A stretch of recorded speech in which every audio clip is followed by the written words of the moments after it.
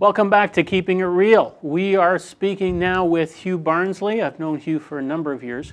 We actually got into the real estate business around the same time. That's correct. 9 years ago. And Hugh is out there. He's knocking on doors. He's making things happen. He started as a handyman when he first finished the university a number of years ago. And before you know it, he was building $3.5 million plazas. But then I think you developed some kind of allergy to. That's correct, David. To this stuff. I developed sensitivity to dust, and it really restricted my involvement in construction sites to the point where it wasn't practical. Right. So you moved into real estate, and that's very beneficial, I'm sure, in some cases where you see people want to do different kinds of renovations, structural changes. You have a keen eye for that. Now, we want to talk about the commercial market, in particular the small end of the commercial market, because there are some very good opportunities out there. In that end, what do you see happening in the small commercial end? That's a good question, David. What I see happening is technology is having quite an impact these days. It's allowing, in a few of my experiences, medium-sized businesses to move into smaller premises simply because of the fact that a lot of work that was done either manually, either at the equipment end or in the office end, because of technology, they can now compress the amount of space needed. Not just that, but you also find that through the availability of networks, people can now have home offices and integrate seamlessly with a main office. And of course, then they don't need office space all in one location. So a couple things are happening to create demands for smaller properties that were usually much smaller businesses involved. So you see a segue from medium-sized businesses to smaller properties. And you find that smaller businesses no longer need the smaller properties, so there's an exit for one group and an entrance for another group. So there's opportunities both ways in these situations. So we're actually going to look at a few listings that you have going out. Sure. Now you do residential and commercial, but as it happens, right now everything you're working on happens, your listings anyhow, happen to be commercial. So let's... at this moment in time. Mm-hmm. So we're going to have a look. The first one we have here, we're going to bring it up on the screen, is Anderson Avenue. So do you want to tell us what's the story on this property? Anderson Avenue, it's a small condominium, industrial condominium, very well located. I mean, when the property was built back in '88, it was on the outskirts of Markham, but because of development, it is now being surrounded by both. It's a dynamic area of development now. It's now surrounded by new residential, single family, low rise. It's semis, townhouses, and single detached. Right. It's now approximate only 100 yards or so from the GO station, Mount Joy GO, and it's also surrounded now, even in the past, as recent as the past year. In fact, it's still being built out. A lot of commercial development, commercial retail, restaurants. So it's quite an area of very active development. Okay, and we've got some pictures of this property. It's a very nice looking property. Sure. We're just rolling them on the screen there. Right. 2 stories. Yeah, this particular unit is unique in that it's it had a second floor built in, and it's approved. Very unusual, the only one I've come across.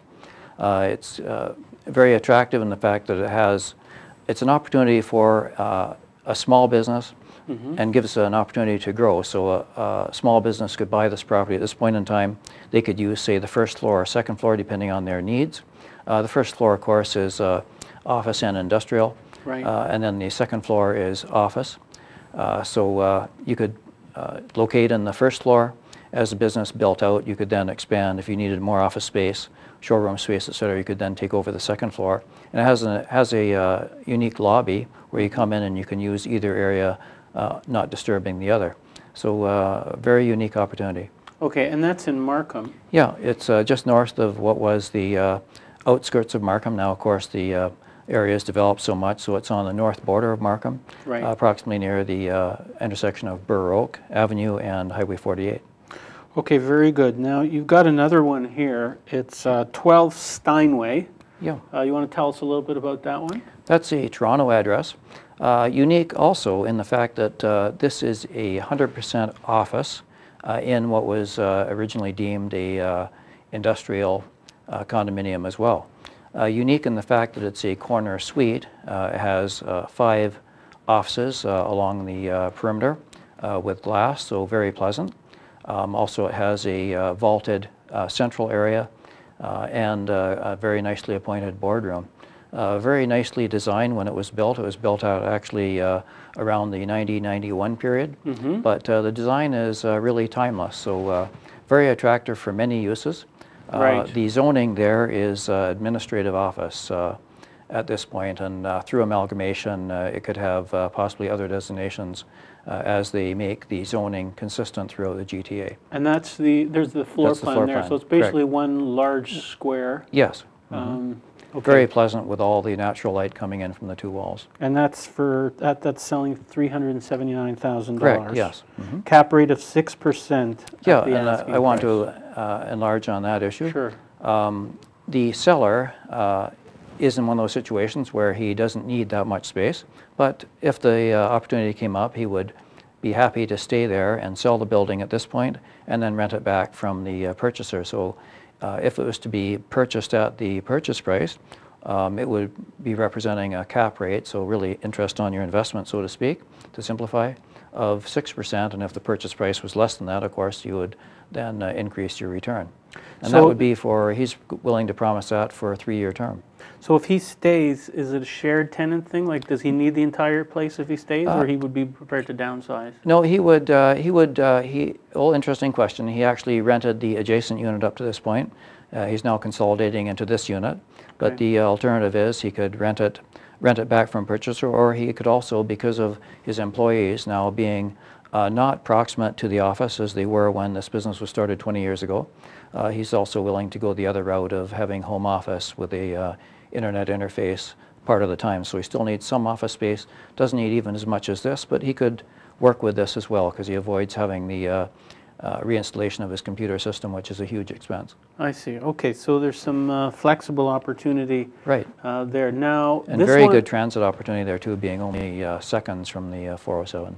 Okay, very good. Now this next one here, this happens to be a favorite of mine. We'll have a look at the building in just a second. I think I might move into this one for my house, but you probably can't. You probably can't do that. Let's tell us about 305 Renfrew.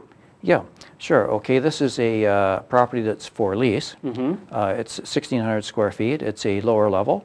Unique in that it has actually 2 entrances into the suite, so that could be ideal for some businesses. They might want certain staff coming in one way and other staff the other way, or patrons coming in, clients coming in on one door where the staff comes in, etc. So it offers entrances at 2 levels. So there's a grade level entrance, and then there's a main front door entrance, which is through the staircase of the building. It's unique in this case. I love this development because it's, I term it residentially styled. It's such a pleasant development. It feels like home, so to speak, but it gives you the professional atmosphere and address of a business. Yeah, it's very lovely. So the entire main floor. This is the first floor. First floor suite, yes. Gotcha. Okay, so that's 305 Renfrew. Right. And finally we have 79 Jonesville. Yeah. Can you tell us about that? Well, that's a different sort of property too, in an area it's right near the Eglington and Victoria Park intersection. Very convenient to the Don Valley. It's a unique in this respect in that it's a freestanding building, which is not that common for a building of this size. It's about 2,350 square feet. It has a lot of different zoning uses, so quite flexible for manufacturing. What was there was a studio business. It's much cleaner than what you would find. Like a TV studio? Or? It was actually, well, it could be a wonderful TV studio. Well, we need to start talking. It was actually a design studio for signage and other marketing materials. Right. But it's a very clean unit for that type of building. Very pleasant, as you can see from the inside shots. Very nice. And that's at the Eglington and Victoria Park area? Correct, yes. Very good. Okay, and that's for lease only? Right. Gotcha. All right, well, there's some good opportunities you have there, Hugh. Thank you very much for sharing all this with us. We really appreciate it. And we've got Hugh's website and contact information. If you are buying or selling, be sure to give Hugh a call. The phone number is 464-5623, area code 416. Website is hughbarnsley.com. I've known Hugh for a long time, so I will personally recommend his services. You will be very happy with him. And there's some great properties here. So give him a call to find out more, or he'll help you find whatever it is you're looking for. That's all we have for today. Thank you very much for joining us. I'm David Grossman. You're watching Keeping It Real. We will see you next time. Thanks for joining us.